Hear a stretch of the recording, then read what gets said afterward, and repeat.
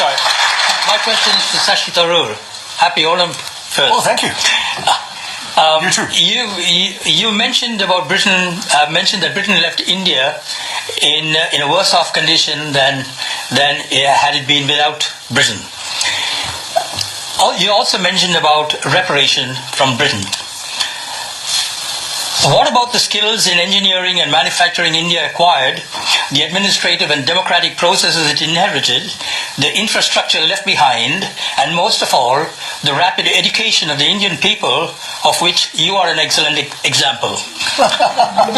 Surely, no one can price these intangible values that were gained during the British rule in India and propelled the country to its present position as one of the leading countries in the world. Finally, one more question. I'm doing a Geoffrey Robertson here. In your opinion, where would India be today if the British did not step into India?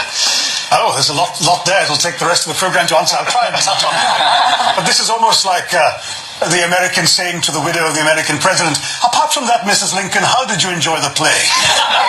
Really, the British came to one of the richest countries in the world, accounting for 27% of global GDP in 1700, 23% in 1800, and over 200 years of exploitation, depredation, loot and destruction, reduced it to a poster child for third world poverty, just over 3% of global GDP, 90% of the population living below the poverty line when the British left in 1947, a literacy rate, you speak of education, a literacy rate below 17%, and a life expectancy of 27.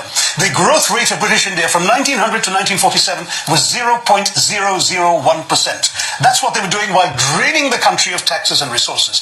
Education, my gosh, the British, the last thing they wanted to do was invest in educating Indians.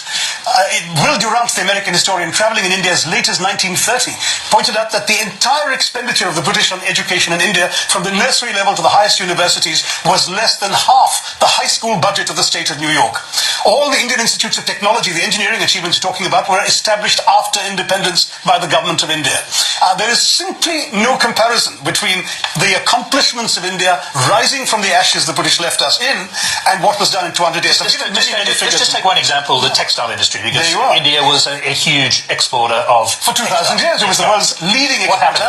In fact, in the Roman Empire, there are debates recorded by Pliny the Elder of Roman senators complaining about the amount of the Roman Empire's gold that was being sent off to India because of the tastes of Roman women for Indian muslins, linens, and cottons. Was it just modernism, the Industrial Revolution that destroyed it, or was it something else? No, that's the excuse that apologists like to make, that, it's not our fault, you just missed the bus for the Industrial Revolution. Well, we missed the bus because you threw us under its wheels, is what I tell the Brits.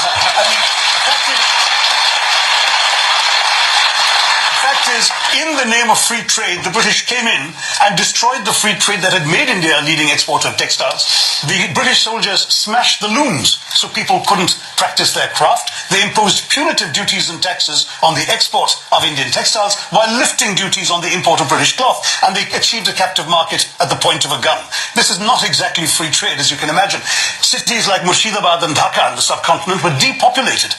In one notorious incident, weavers had their thumbs cut off, so when the looms were repaired, they couldn't weave again.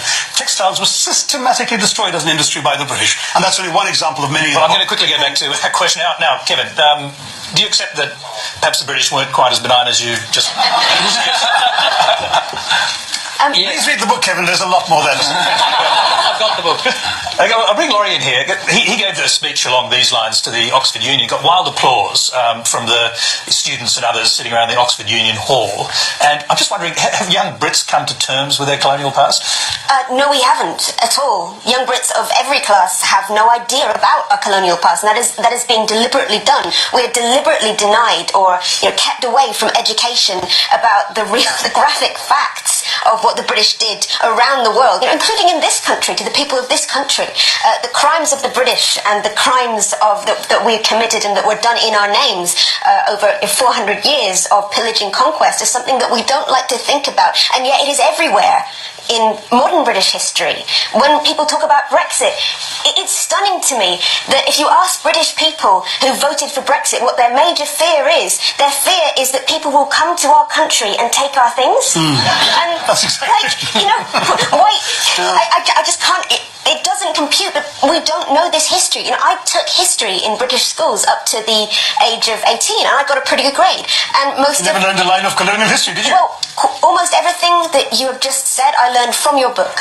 I'm going to throw quickly back to Shashi because one of the great heroes of the Second World War, in fact of the 20th century, Winston Churchill, you've basically accused him in your book of complicity in a famine that killed 4 million Bengalis. Rightly so. 4.3. I mean, Churchill personally took the decisions that actually not only plunged Bengal into starvation, but had the British actually purchase grain that the Bengalis could barely afford to buy in order to ship it to Europe, not to aid the war effort as his defenders claim, but to boost the buffer stocks in the event of a future possible invasion of Greece and Yugoslavia.